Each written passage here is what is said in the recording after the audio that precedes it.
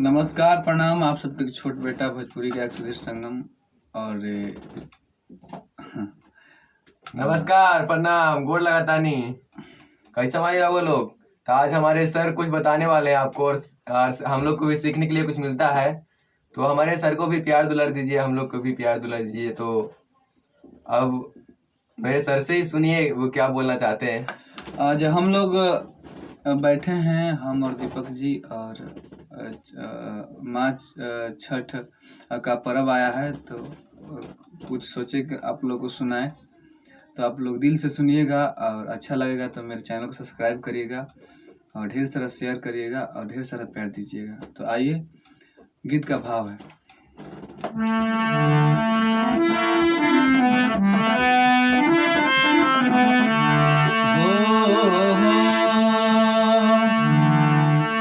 फूटी फूटी भोराही से रोवे निर्धनिया,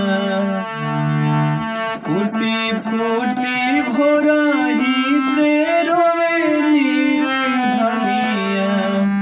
कैसे करी बरत तोहार ए माई, कैसे करी बरत तोहार।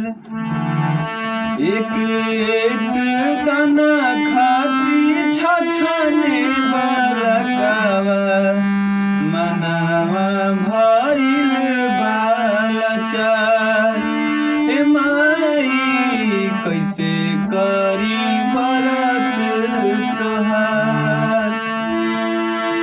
मांगे खाती गनी कुछ जेकर दुआरी, देखी के हंसला के हो बुझे ना लाचारी।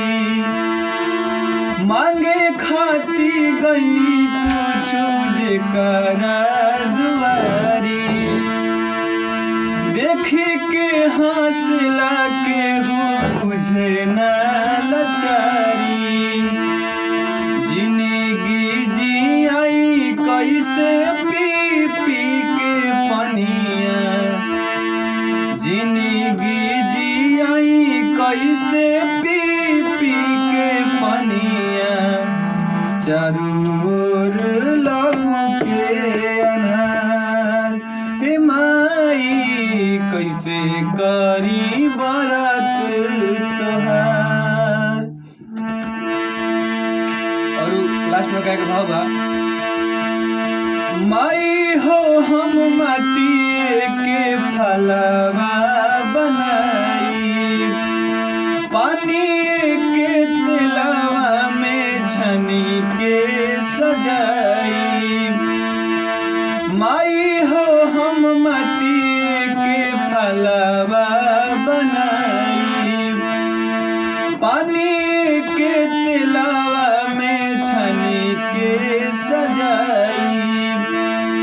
साफ बाटे चूल्हा चौकी, साफ बा चूहनिया, साफ बाटे चूल्हा चौकी, साफ बा चूहनिया। करब हम छठ त्योहार ए छठी माई, करब हम छठ त्योहार।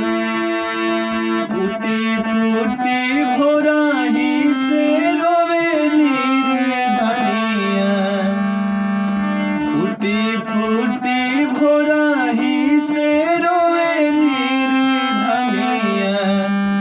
कैसे करी बरत तोहार ए माई, कैसे करी बरत तोहार ए माई, कैसे करी बरत तोहार ए माई, कैसे करी बरत तोहार। नमस्ते, प्रणाम। और थोड़ा हारमोनियम खराब है इसलिए थोड़ा डिस्टर्ब हो जा रहे थे। और अच्छा मेरा गाना लगेगा तो आप लोग मेरे चैनल को सब्सक्राइब